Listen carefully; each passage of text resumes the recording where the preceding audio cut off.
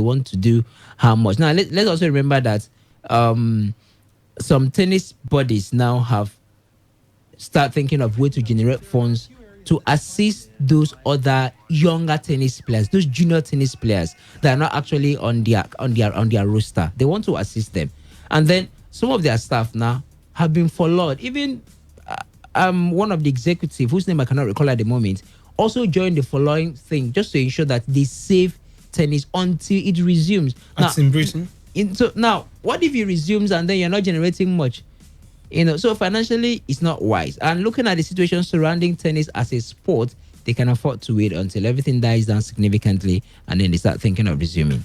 All right, until everything dies down because of the financial part of it. Let's now switch our attentions to combat sports, boxing.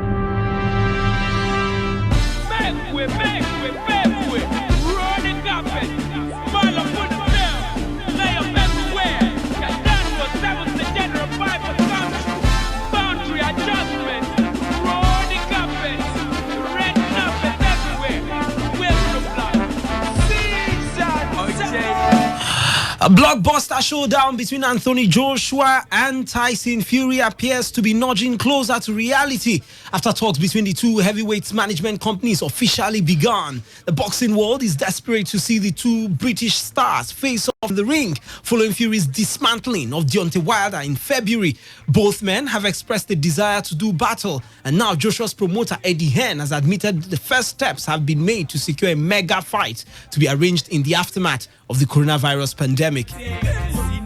We are talking to MTK about where that fight would take place. Hearn revealed to ESPN, at the moment, the main focus for everybody is the contractual situations. The conversations between myself and MTK are that we've had a number of approaches from territories to stage that fight. So the only discussions at the moment are where this fight takes place. And we don't even know when the fight could take place.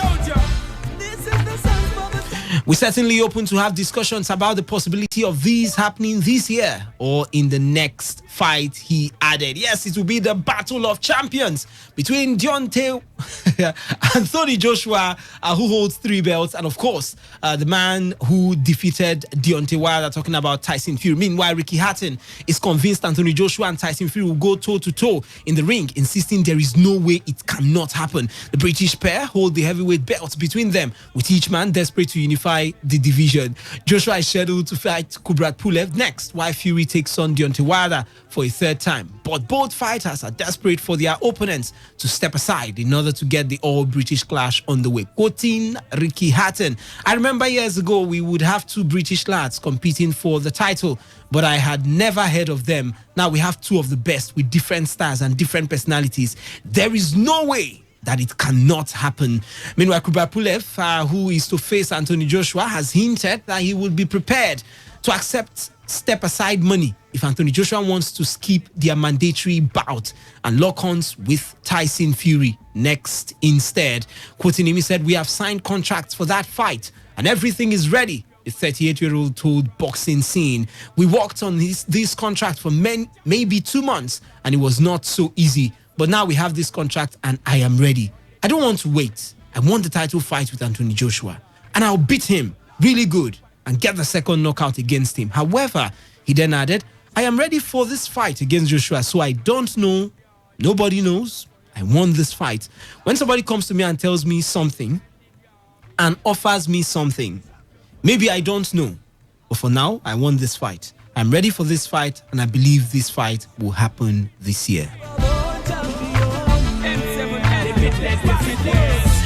Well, yesterday, Joseph Parker, another man who has tasted, of course, what it means to lose and also win.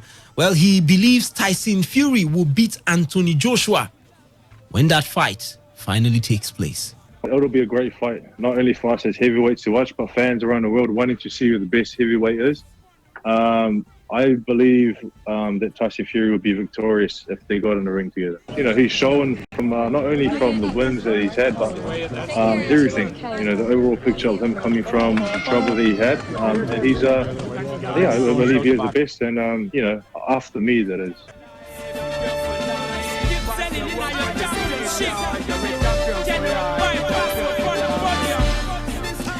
Well, Parker has been hit by criticisms from former opponent Dillian White, who says Parker should look for credible fighters instead of dancing around his kitchen. Now, there are videos, a series of videos that have been posted by Joseph Parker during the COVID-19 pandemic as he strives to keep himself happy, dancing around his kitchen and, of course, around his garage. Well, he came out talking about Dillian White, who is training in Portugal, to criticize the man. Instead of you dancing around, look for credible fighters to face. But Joseph Parker came out to reply Dillian White. Let's take a listen to Joseph Parker. I want a rematch, and I think that's probably the reason why he's getting a bit agitated with calling him out and saying, "Oh, I can beat you." And I think it'll be a great fight again. And I know that he's trying to chase his goals and his dreams of being champion of the world. But if there's no one there willing to give him the opportunity, if no one wants to fight him, I'm always here. I'm willing, I'm able, and I'm ready. I don't know if he can loosen up himself and if he can dance and if he has moves. I just don't know. So hopefully, if he sees this, it's a challenge to see if he if he can loosen up and just relax. Well, Joseph Parker, I saw a couple of those videos, and the man can actually dance. Cute guy, can actually dance. Maybe Dillian White should consider dancing. Some parts of that interview, he said maybe Dillian White's body is too stiff. Well, let's start from the beginning now. And Mecca, let me start with you on this one. We talked about this earlier in the week, but the momentum is building. It's gaining grounds little by little. Anthony Joshua against Tyson Fury. Eddie Hearn has confirmed that there are little talks now ongoing behind the scene. Let's just recall or rewind back to what we said. What would be the obstacles? What are the obstacles before this fight, or maybe stopping this fight, and maybe what are the possibilities of it even happening? Well, the two fighters in question, they've got fights lined up already, mandatory bouts in front of them.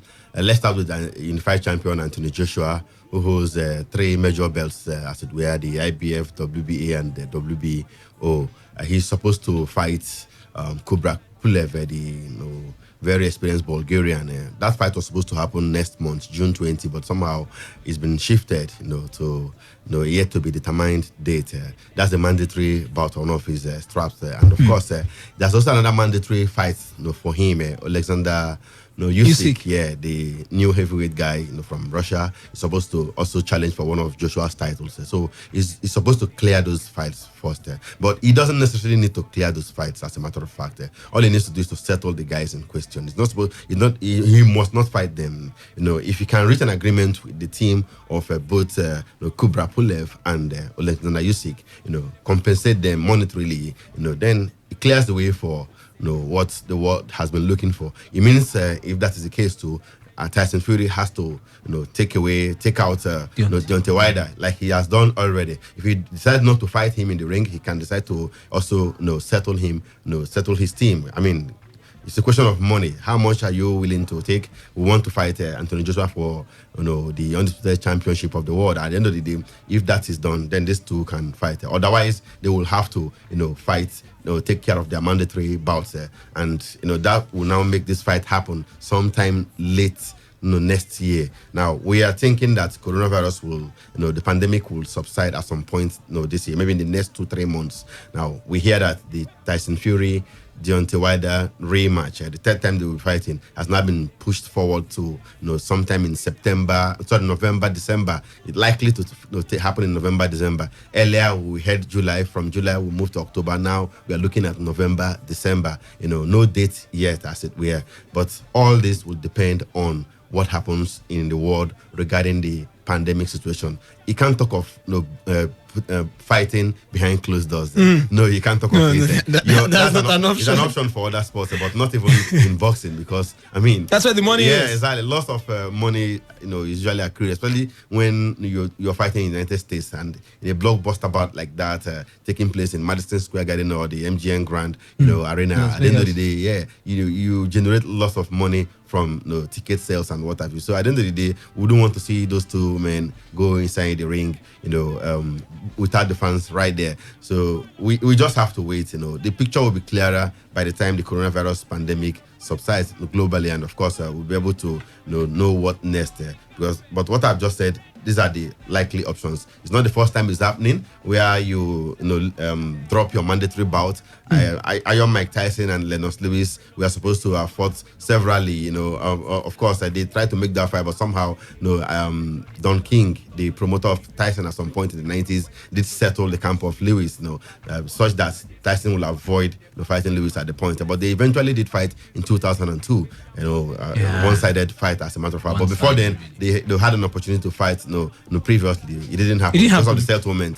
So if Joshua, and his team, of course, managed by Matchroom, are able to sort out both Kubrat Pulev or Alexander Usyk, even though that of Kubrat Pulev has been scheduled already before the pandemic caused the break in the world of sports, but they can still agree to sort them. It's a question of money. Offer them the right kind of money, they will step aside. The world wants to see that unification bout that will give us the undisputed champion of the world. Last time we saw that was about 16 years ago. Lennox Lewis in 2004. That was the last time we had an undisputed championship bout. So we are looking forward to stuff like that, and we hope it will happen maybe next year. Yeah.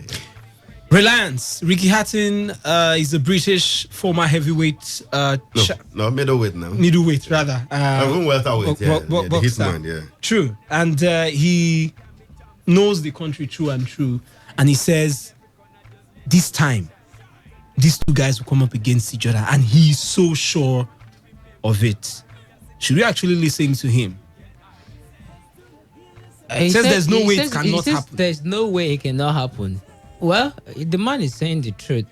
There's no way it cannot happen. But the question is it going to be happening with them having the belt? Or is it going to be happening when it's expected? Because Emeka outlined the possibilities of having this bout come to the fore. And you ask yourself, would Deontay Wilder be willing to take a settlement from Tyson Fury? I understand that the terrain of boxing these days is different from what was obtainable in the days of maybe Mike Tyson or in the days of Muhammad Ali, where the aggression was there. They want to show you that they can beat you, But these days seems to be clouded by the quest for money. Some bouts are even delayed as long as they can delay it because they just want to accumulate the money as much as they can. So if you put that into a perspective, you might want to agree that hopefully or maybe Deontay Wilder might be willing to maybe take financial settlements to allow Tyson Fury and Anthony Joshua go into the bout. For Kubrat Pulev, the man is not even sounding convincing as someone that would want to reject such offer. And I think he stands at a better, should I say, wish list now to accept such offer, but you cannot put Kubrat Pulev and Deontay Wilder in the same equation, and you cannot put the challenge facing both of them at this point in the same equation. Kubrat Pulev mandatory challengers to Anthony Joshua. Deontay Wilder, there's a challenge right there in between him and Tyson Fury. There's something to settle because the first bout ended in a controversial draw, and then the second bout he was defeated by Tyson Fury. Now, there are school of thoughts that this will settle it. Whoever defeats who at this point, being the trilogy now, will settle who's actually at the upper end over one another. So there's a lot to be settled right there. So you ask yourself, would Deontay Wilder be willing to accept financial settlement just to allow Tyson Fury go into that bout, understanding that if in fact anything that happens to him in that bout, if you get defeated by Tyson Fury for the second time, I'm one of those who believe his career will be over. It will put a great dent having that back-to-back defeat from one time. The last time that happened to Iron Mike Tyson against Lennox Lewis, we know the rest of the stories afterward for Iron Mike Tyson as it is. So it will put a great dent on him maybe if he wants to chicken out more, like he could just take a financial settlement and then let the whole thing go, understanding the risks that lies ahead in terms of his career. But I still have great doubts. I'm seriously doubting that Deontay Wilder will take money to allow Tyson Fury. Now let's remember that Anthony Joshua is another rival that he will want to fight Deontay Wilder himself. So to have the opportunity to be the man that beats Anthony Joshua, if it happens, and unify the division, is also a quest that Deontay Wilder is looking for. Before the belt was off the hand of Tyson Fury, it was Deontay Wilder's. And before that bout, before the first bout against Andy Reid Jr., Anthony Joshua was busy talking about a possible bout with Deontay Wilder. Then the WBC title was still with Deontay Wilder. So there's a rivalry there. And you look at the world of wrestling, some would tell you that they prefer a bout between Deontay Wilder and Tyson Fury. Boxing, I beg your pardon. They would prefer a bout between Deontay Wilder and Anthony Joshua. There's another camp that would tell you that based on what Tyson Fury brings to the fore or brings to the table, they want Tyson Fury to face Anthony Joshua. You know, some would even tell you that they want either of these guys to face Anthony Joshua, whether with the belt or not with the belt. So there's a lot of challenge revolving around this trio of Anthony Joshua, Deontay Wilder, Tyson Fury. And that put a great question. Would Deontay Wilder be willing to chicken out of that challenge? Because if he takes financial settlement, you know, it can equally be described as chickening out of the challenge of the top three. Because right now at the heavyweight division, they are the top three. Will he be willing to do that? I seriously doubt. You know, so that bout can happen just like what's his name now? Ricky Hatton. Ricky Hatton said it could happen, no doubt. But would they be in position of the belt? Would Anthony Joshua still be there? It's easy to settle Kubrat Pulev, and maybe it's also easy to say, okay, there was no agreement. There's no agreement yet at Alexander Usyk, Anthony Joshua. So it's easy to settle Kubrat Pulev, in my opinion. But I don't think it's that easy to settle Deontay Wilder. That is the camp of Tyson Fury now, and that might be the great obstacle of having that bout happen. All right, Ricky Hatton, on his own view, he was never, a heavyweight boxer. Tasted lightweight and welterweight. Maybe he does not understand the politics on top. But Emeka, the other guy now involved, Kubrat Pulev. I mean, he's the man who gets to taste. Maybe gets a chance, gets a chance at the belt against Joshua the next time. But from what he said, from his statement, I'll quote that part. He said, when somebody comes to me and tells me something and offers me something, I don't know. Maybe I don't know. So, Emeka, you talked about that okay, you can actually settle these guys and maybe move on and take on other boxers. But you know the dynamics. Once you settle me and you go and lose to Reliance or maybe somebody else, I will now have to start thinking about that person. Do you see Kubrat Pulev? I know he has said it, but maybe from everything he said, do you see him actually taking that direction? No, I think he will want to fight. He wants to crack out the heavyweight titles. And he's not the youngest of boxers. So maybe now or never for him. If he delays it, then it could mean that he will not even have the opportunity again. Say, for instance, he decides to take money, some sort of compensation, and Joshua loses to Tyson Fury. He doesn't have the opportunity to fight. The Fury game changes. Again. Yeah, the dynamics changes, and he's no longer high in the pecking order and all that. So I think he will want to go for the fight rather than the money. As a matter of fact, because it gives him an opportunity to become a heavyweight champion of the world. He hasn't been a heavyweight champion before.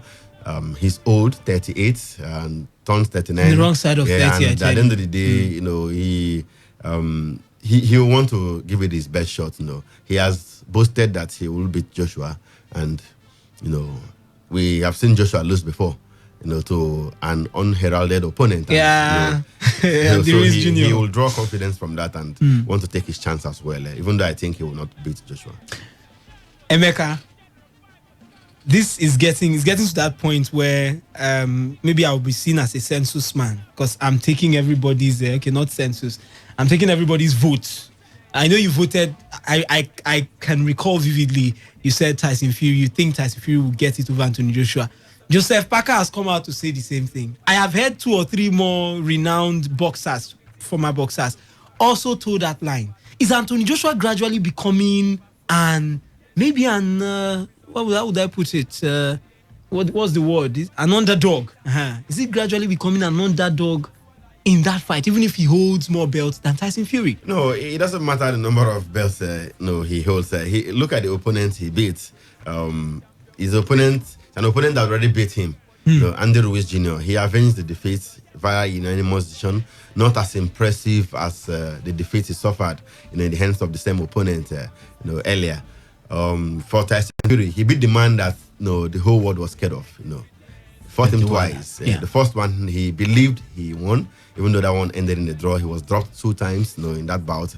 But the second time it was a completely one-sided affair. Deontay Wilder never suffered any form of defeat until he met Tyson Fury the second time, and it was devastating defeat that he suffered on the night. So, a man that was heavyweight champion for 5 years, never went 9 bouts without title defenses and all that. With the highest heavyweights. Highest knockout rate in heavyweight boxing history, And he faced a lot of big names. Exactly. Luis Ortiz. Yeah, beat Ortiz twice, destroyed a lot of opponents on his way to the title and all that. So I think, you look at the credibility of, the opponent Tyson Fury beats, Deontay Wilder in this case now, you want to give it to Tyson Fury. When those two come face to face, without a shadow of doubt, Anthony Joshua will be the underdog. He will be the underdog, when these two meet. But it doesn't take anything away from his abilities. I think he's a very great boxer, but like you already pointed out, I will still go for Tyson Fury at this point in time. All right, Emeka joins voices with the likes of Joseph Parker, who have come out to say, Tyson Fury will take it anytime, any day. 0817 0000951 0810 9510 951. For the text message portal, that also doubles as our WhatsApp platform, is 0701 9339 962. On Twitter, we are Today FM 951 at Today FM 951, or you can tweet at my handle. Maybe send me your tweets. Wisdom_OB. That's at wisdom_OB. Or you can also copy Emeka at Emeka Dena. That is at Emeka Dena. Or you can also copy Reliance at Reliable Rely. Today Sports Live, good afternoon. Hello. Okay. Do call us back if you can. 0817 0000 951 0810 951 951. We've talked about Aruna Quadri. Well, has gradually picked himself up from the injury that probably prevented him from making it to the Olympics. And we've also talked about boxing. But before that, we talk about virtual tennis and also virtual Formula One. Today's Sports Live, good afternoon. Okay. The lines are acting up a bit. Today's Sports Live, good afternoon. Hello. Hello, good afternoon. Good afternoon. Your name and where you're calling us from? My name is I'm calling from Ogunukoma. Welcome to the show. Yeah. Go ahead, let's hear you. I wanted to chip in something concerning the issue of Tyson Fury and the 20 Wilder. Go on. I know I want to, I am very sure, and I also have the confidence that anytime, any day, Tyson Fury will beat, and during the rematch, he will beat 20 Wilder. Okay, the only man that can withstand Tyson Fury is Anthony Joshua. Okay. Yeah. And I just want to know something about the world of boxing. All right. When the last fight that Anthony Joshua and Ruiz fought, the rematch, how much did Anthony Joshua take pocket home? All right, I'll confirm that for you. Today's Sports Live, okay, we lost that one, but keep your calls coming through. I'll confirm that one, the financial part of things for Andy Ruiz Jr. Versus Anthony Joshua Part 2. Today's Sports Live, good afternoon. Yes, I bring you greetings from Orazio. Obaino, welcome to the show. I greet Emeka. So you're back from Lagos now? I don't go back. Police no catch you. You defy the lockdown order to travel to Lagos, Who's lockdown order? Lockdown for me. Better.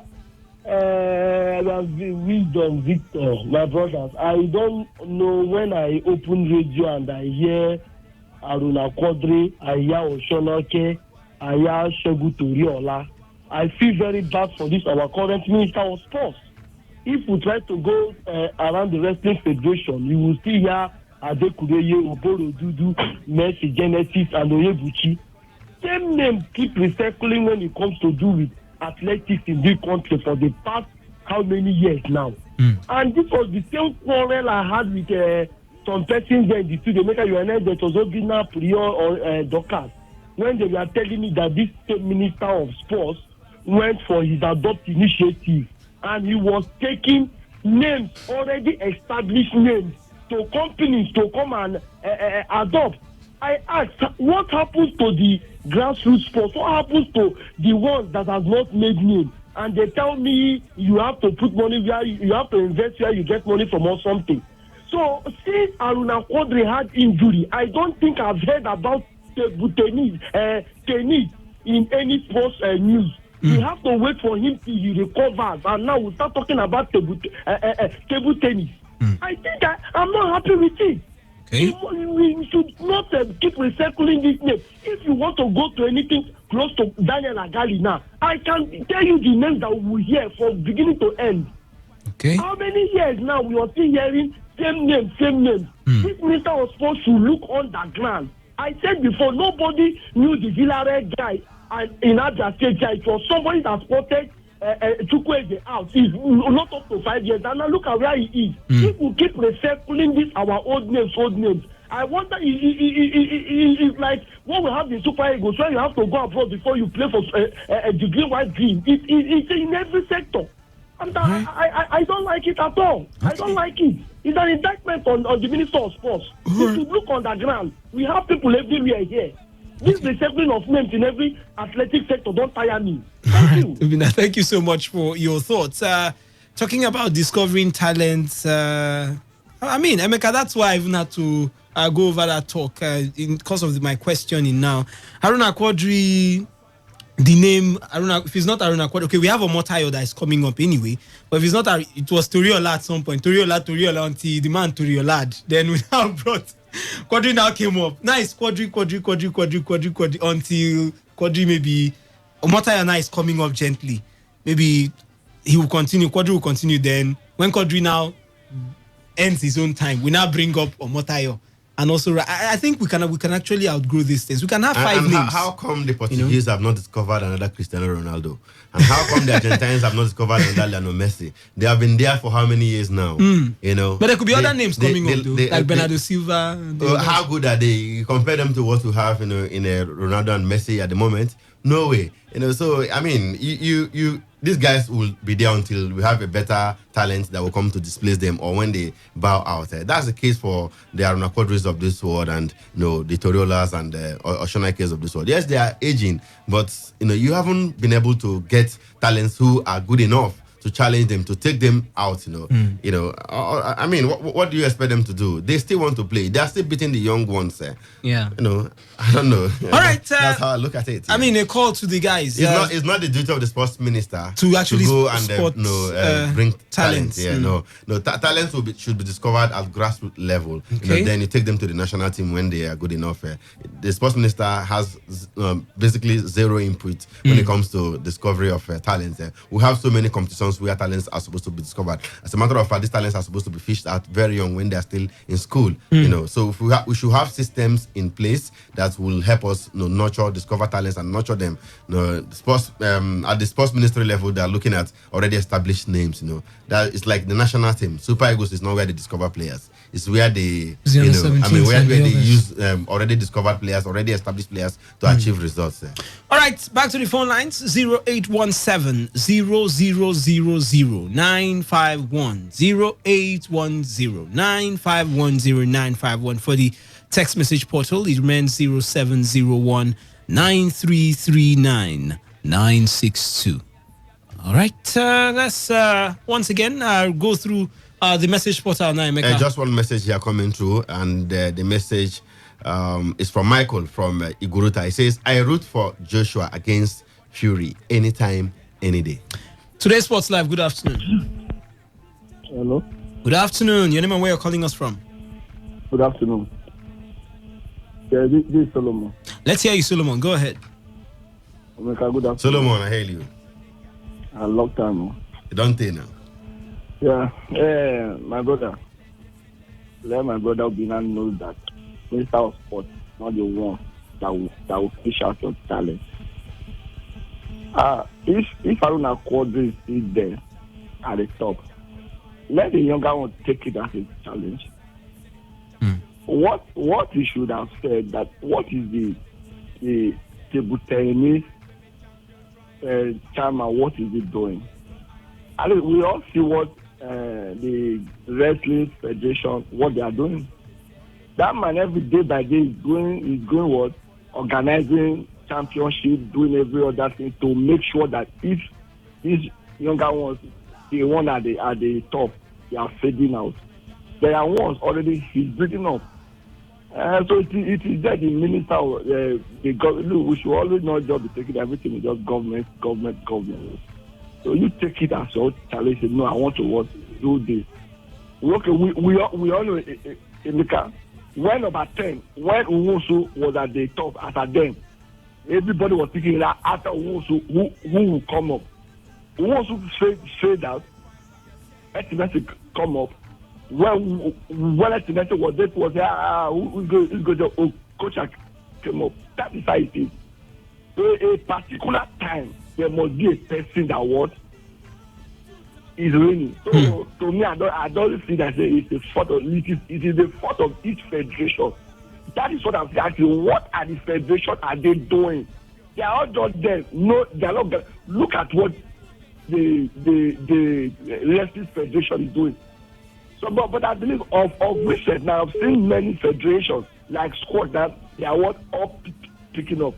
So I don't have to blame the sports minister at all. Right. Okay, if the sports minister that is not capturing anyone now or fighting for the country to come and invest on our athletes, that we will say that they are not funding. So at least we should still give that man, because that man have seen that he has come to say, I want to make a difference. All right. All right, thank you so much for your thoughts. Today's Sports Live, good afternoon. Hello? Good afternoon. Come on. Hello? Turn down the volume of your radio set. We can hear you. Go ahead. Yes, Obina, my brother. I want to say something pertaining to my brother that just spoke now, Solomon. You see, when I mentioned the Minister of Sports, I gave reasons why I mentioned him. Am I with you, Obina? Hello? We can hear you. Go ahead. We can hear you. You remember the arguments we had sometime last month or so when he was doing the adopt initiative thing to corporate bodies. I quarreled why he took the names of, I use the word then, already established people to go and give companies to come and why not go to the grassroots? Look at that. They will also discuss about. No, let me put it clear there. The Adopt initiative was basically for Olympics who are bound for, athletes who are bound for Olympics, who have qualified for the Olympics. That was how the Adopt initiative came, so that they can prepare very well for the Olympics. You can't go to grassroots and bring athletes who have not qualified for the Olympics to be adopted. The ministry came up with the idea because they wanted to ensure that the athletes who are going to the Olympics are well prepared. Yeah, exactly. Okay. Thank you, Emeka. Thank you for this clarification. But that day, they did not add what you just said now. I understand. If what you said is what happened, I understand. But the day we discussed it, they did not add it. Secondly, Obina. Secondly, when we want to talk about talent, we shouldn't do as if we are not in this country. Emeka has anchored the show that some persons are quarreling that after preparations that they qualified, they refused to take them to the major tournament. They brought people that did not come for the qualifiers and to register them for that tournament. And I've forgotten if it's wrestling or what. Emeka anchored that show. I can also cite instances when the coach of River Supers came to your studio there. He gave us some reasons why they dropped some players now, if not for this COVID-19, they were supposed to be playing a certain presidential basketball tournament. They dropped some players and said the law or something needed them to improve. Yeah, the organizers needed those foreign-based players. Ask you one question. Ask you one question. How will those players feel after qualifying only for it to come up and drop them? I forgot the video he gave Emeka. So this thing keep happening. We shouldn't be as if it's strange. We keep happening when we have grassroots people that have a chance to go and do. You will still see to go to tournaments. You will still see where they will come up with 1 or 2 ways to still recycle this name. That is why I'm talking about the Minister of Sports. Right. That is why that's where he comes into this affair. It has happened in wrestling. It happened in basketball. It has happened in athletics. Guinness Bank sponsors a tennis competition, both on board and for how come nobody is there no winners in that tournament? There is this other Yoruba girl that wins it back. How come nobody has emerged from that tournament for almost how many years now? How come? All right. How come? Thank you so much, Obina, for your How come thoughts. we haven't gotten a new Messi? But Emeka, I think there's a point there. We have these little tournaments that come up. We don't get to hear some of these names after today's Sports Live. We'll come to you, Emeka. Good afternoon or evening now. Yeah, good evening. Good evening. Welcome to the show. Super fine, bro. Chuku, go ahead. Good afternoon to my boss in the studio. We greet you, Chuku. Okay, now, to this concerning our athletes and, getting new ones to replace the aging ones, well, for me, I just believe in this present minister we have to an extent. I think, yes, there's so much rot in the system, and if we go on listing them, highlighting them to be enough, I think he has started in a good way. Yes, the minister has a lot to do in terms of helping groom up younger ones. They can go in partnership with this state and bring up maybe under 20 under 21 championship and probably check age cheating. Yes, fine, but I think my own bottom line should just give this minister a chance. I think I've seen some steps he's trying to take.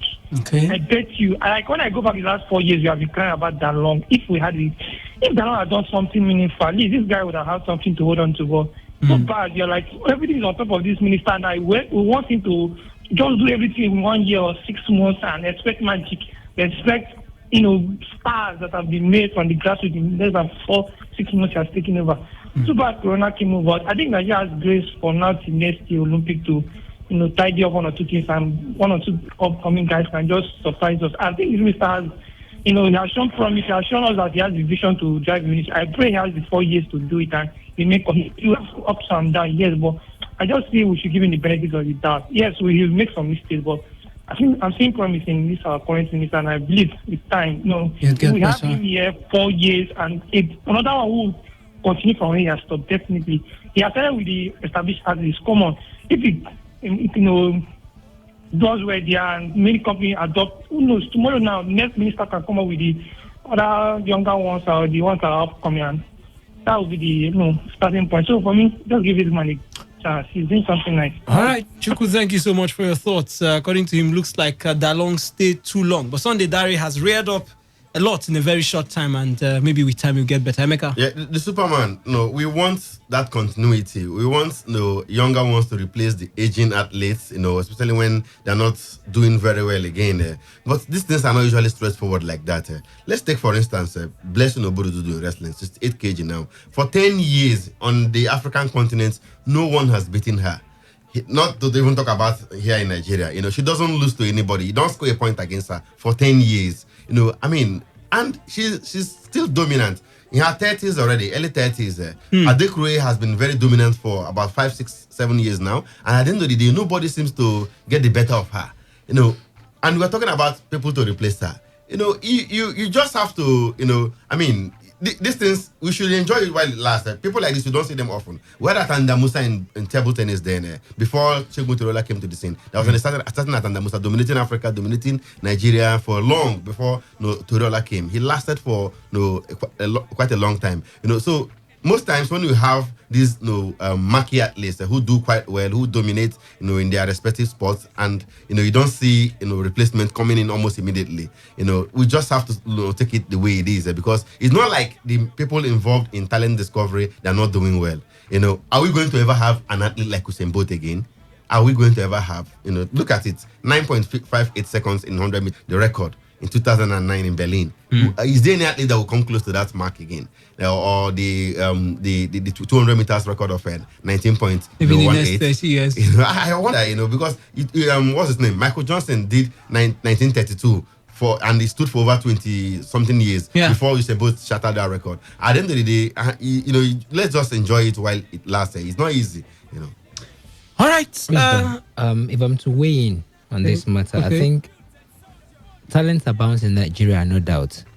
But truth be told, they don't give them the favorable environment to flourish. Because I wonder at times this person wins this tournament and he's 16 years old. They don't. And we just don't hear about that 16-year-old again. The idea, the mentality of that foreign-based mentality has beclouded majority of the federations in sports. It's just a couple of federations that you may not want to attach them to. And for you to see local talent flourish in Nigeria, it takes it takes personal efforts of either the athlete or the president in charge of that federation to ensure that it gives them that favorable condition for those athletes to flourish. They believe that the foreign athletes are better than what is obtainable here, as beclouded majority of the federations. And for a second, you may want to excuse that school of thought a little bit. We keep talking about going back to the grassroots to develop talent. Now, there are some sports that require state-of-the-art facilities to give them the best kind of preparations and give them the best kind of atmosphere. Do we have it? You don't just go to the grassroots and organize a secondary school sport without, take for instance, now you're talking about football. You just using football as an example, you organize a competition in football and then the pitch is not proper, like it's not a standard pitch. Or let me even use football because we can manage anything is a pitch in football for us. Let me use maybe like long jumps and the like. You don't have the proper facilities to enable these athletes to thrive like what is obtainable out there so that they can compete favorably and continue. We don't have. Do we have? So you don't just go in and organize tournaments without the proper logistics being put in place for this talent to flourish. So the conditions that is obtainable here in terms of sport locally in Nigeria, it's deplorable. It's not really something to write home about. It's not just about developing them. When you go back to the grassroots, talents they are there. I have covered many school sports, inter sports. I've seen what they can do, but do they have that channel to develop and flourish? They don't have it. The mentality and everything, depending on the foreign base, is all beclouding all of the federations we have in sports. All right, back to the phone lines. Today Sports Live. Good afternoon. Yeah, my brother, I call back. Solomon, call back. Go ahead. You see, when all of us we are clamoring for, we need more talent. Let's ask ourselves questions. This is my problem with that. That is why I'm always annoyed with this federation. All those chairman, they are on top of that federation. They are doing nothing. They are just after waiting for government money. You cannot discover a talent where there is no work competition. That is why I made example that I said, look at what this executive federation is doing. Okay, like my brother, what in Maker said then. I remember if I'm not making a mistake, when Obodu went for a championship in India, when my brother Godwin brought him to our Geo, where they did the history, how he won. That was Adekoroye, yes, where she was saying it in prayer, how he saw our Geo, because he was afraid, yes, because she was consistent, and she was the chairman was able to organize more different. That's why she told me that America, you say about 10 years or more than that, she's still at the top. But what other federations are doing? Nothing. They're not doing anything. They are all there. Okay, look down from state to federal.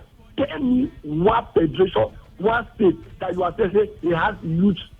Okay, in short, I don't like talking all this time. I always really upset. God bless you.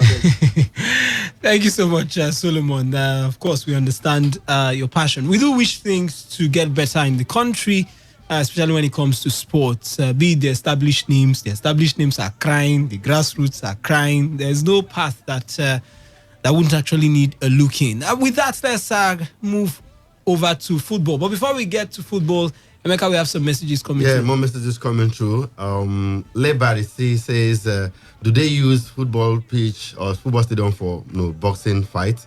And how do they do it? Of course, they do it. We've seen so many fights. They just try to arrange the place, mount a ring inside the main bowl there and all that. Wembley has been used for boxing bouts. Anthony Joshua. Even the Principality Stadium in Cardiff has equally been used for that as well. Talents are discovered in primary and secondary, public schools and private schools moved by profit drive. Brain behind down drain because they base on the theory of neglecting practicals. Ihoma Iwejua sending in that message from Port Harcourt here. Another message coming through here says his name is Coleman Obin from Iguruta. He says Tyson Fury is a beast. He's simply the best among AJ and Deontay Wilder. I see Fury becoming the greatest of all time. And this other message here says, good day, sir. I greet everybody in the studio. My name is Tunde. Yeah, Mr. Obin said he's not happy with the Minister of Sports who resumed yesterday. But Oga, you gave him the answer that was on my mind. I love this station too much because of accurate sport analysis. Thanks. Continue. Tunde from Port Harcourt sending in that message. And this other one here says, when I hear people cry about their sports, I laugh. What we that are into boxing, in the States and the country, we can't cry anymore because our tears are no more. I have trained for years without competition, and the boxing commission and ministry are doing absolutely nothing. Usman from Ajib sending in that message. More messages are coming through, Superman. Permit me to take two more messages here. This one says, good afternoon. Still Lebari. Okay, Lebari C.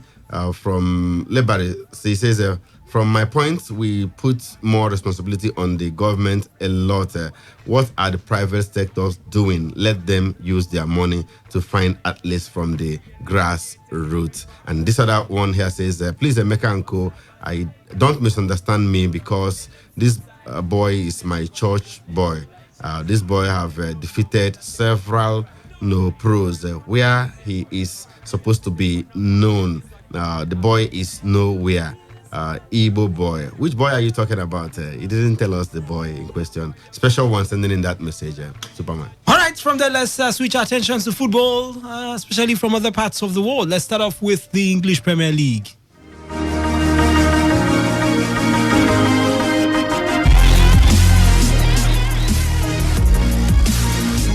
Where Brighton Chief Executive Paul Barber has voiced opposition to the idea of finishing the Premier League season at neutral venues. It is understood clubs were told on Friday limiting action to a handful of selected stadiums was the only way it would be possible to complete the remaining matches of the 2019-2020 season for safety reasons. The latest updates to Project Restart were well received, but there remained opposition on competition and integrity grounds about using neutral venues, with Barber confirming Brighton are among those with reservations. In the meantime, with Australia reportedly ready to host the end of the Premier League season, discussions